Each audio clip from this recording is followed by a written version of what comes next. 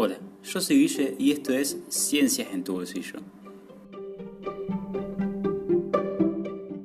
En el capítulo de hoy vamos a tratar de dar respuesta a una de las preguntas más difíciles que nos han tocado enfrentar en las discusiones a lo largo del tiempo. Y no estoy hablando a lo largo del tiempo de acá a 3 años, de acá a 10 años, sino desde los inicios de la humanidad misma.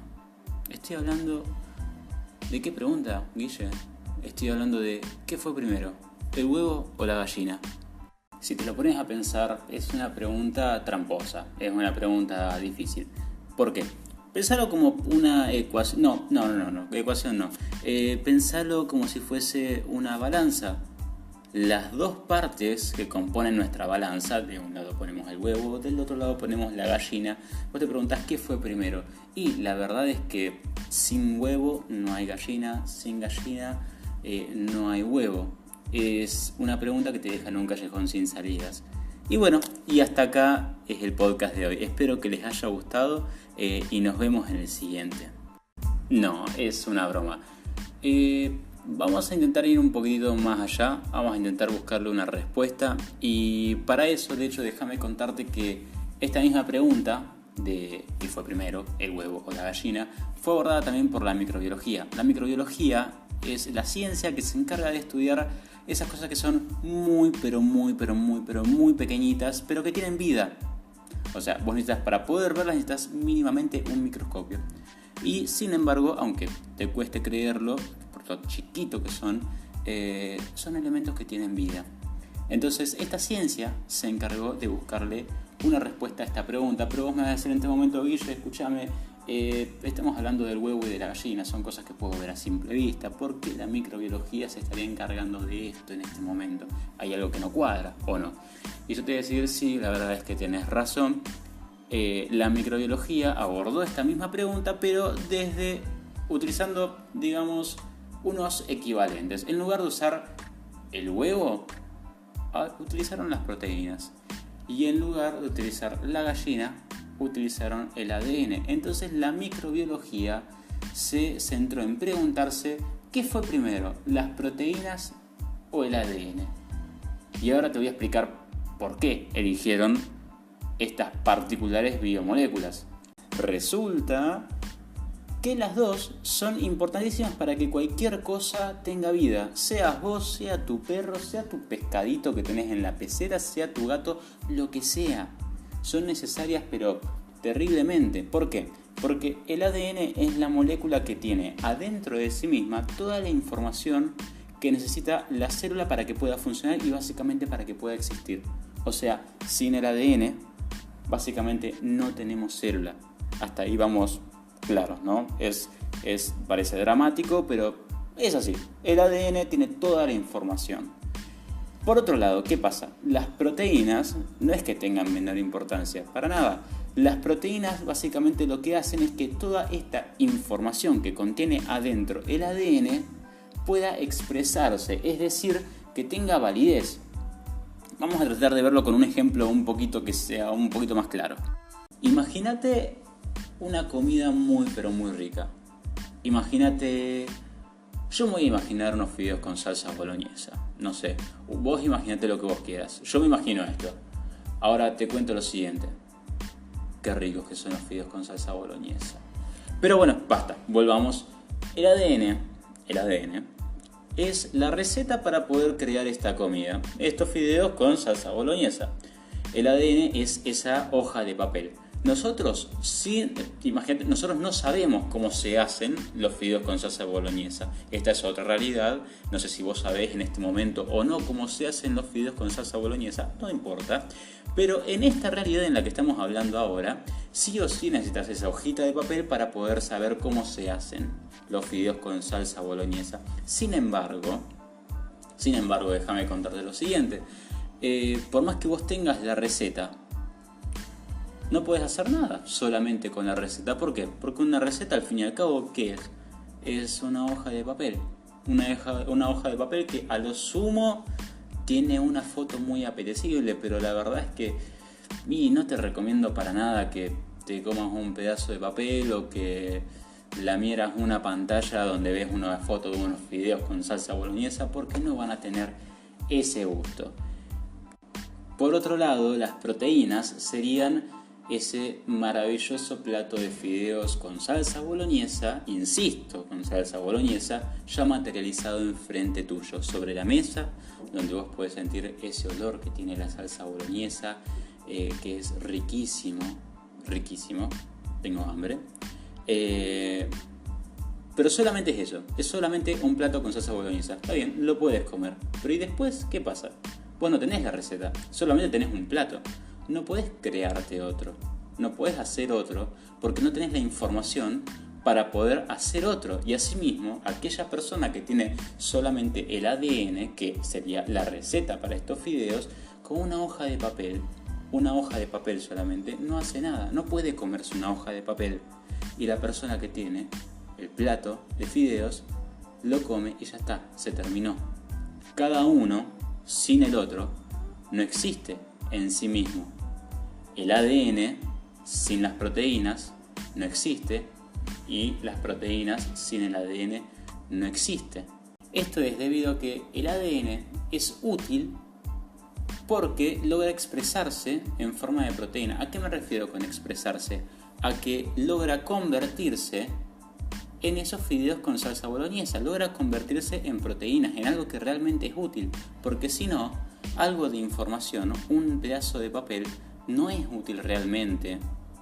Tiene que ser transformado en algo que sea de utilidad, en este caso para nuestro cuerpo. Para nuestro cuerpo las proteínas son vitales, las necesitamos sí o sí todos los días para que pueda funcionar nuestro organismo. Entonces el ADN es útil, ¿por qué? Porque se expresa a través de las proteínas, pero las proteínas necesitan sí o sí al ADN. ¿Por qué? Porque sin el ADN no podrían existir, porque no habría información a partir de la cual ellas nacerían. Entonces, si lo pensamos de esta forma, estamos en la misma paradoja que antes. Es decir, ¿qué fue primero? ¿El huevo o la gallina? O mejor dicho, ¿qué fue primero? Siendo que son dos biomoléculas tan pequeñas que están en todos los seres vivos, porque todos los seres vivos los tienen. ¿Qué fue primero? ¿El ADN o la proteína? Porque si son tan importantes, si uno necesita sí o sí al otro, y son de vital importancia para cualquier organismo, ¿cómo podemos decir cuál fue primero antes que la otra? Es un verdadero dilema, ¿o no?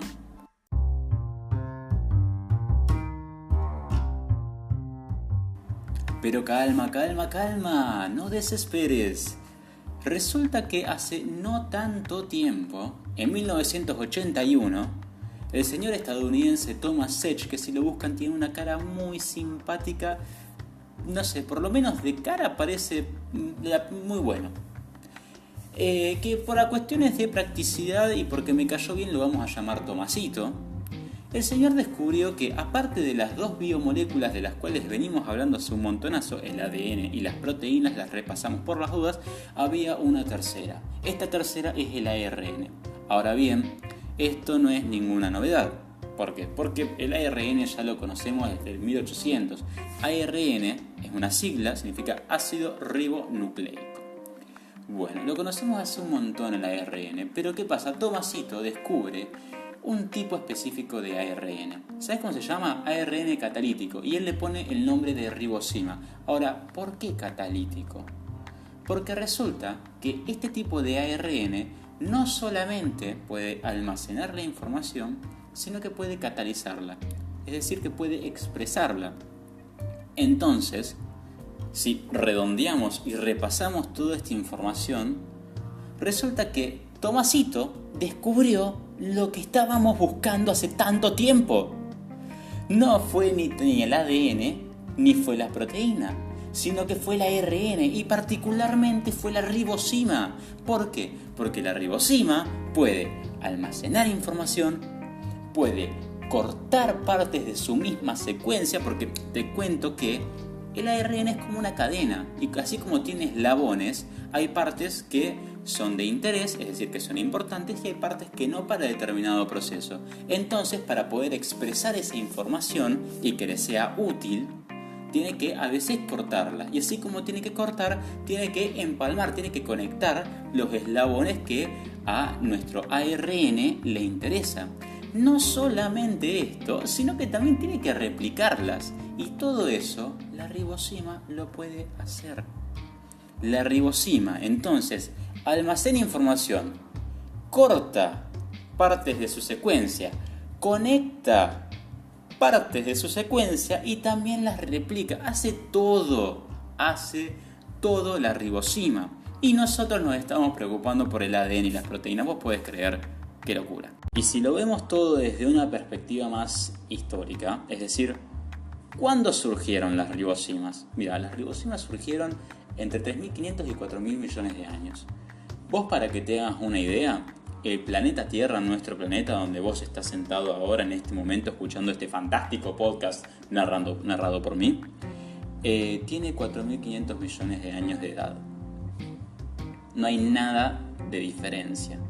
Entonces, si las ribosimas existen hace 3.500/4.000 millones de años, desde ese primer momento donde se originaron, dieron un recorrido larguísimo, donde fueron evolucionando, y gracias a ellas es que hoy conocemos a todos los organismos que hoy podemos ver. A mí, a tu perro, a mi perro, a tu gato, a mi gato, a todos esos seres vivos que vos hoy conoces. Tienen sus inicios en las ribosimas. Que es decir, con el tiempo, estos 3.500 millones de años, en los que desde que nacieron hasta ahora, fueron evolucionando, se fueron perfeccionando.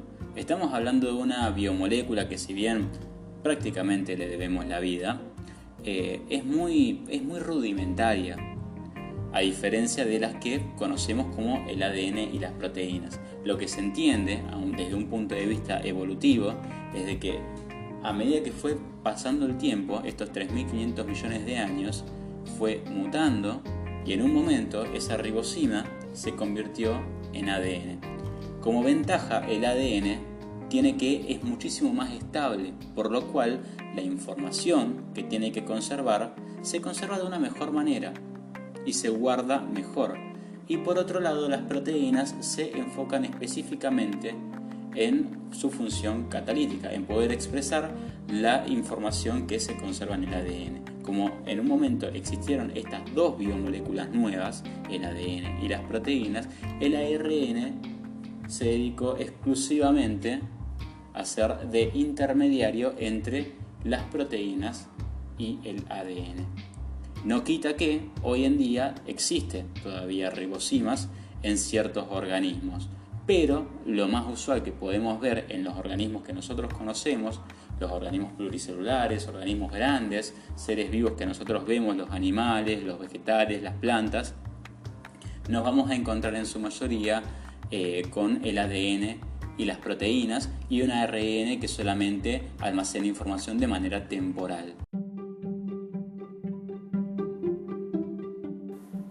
Así que si alguien vuelve a preguntarte en algún momento qué fue primero, el huevo o la gallina, lo mejor que te puedo recomendar es que lo invites a comer un plato de fideos con salsa boloñesa.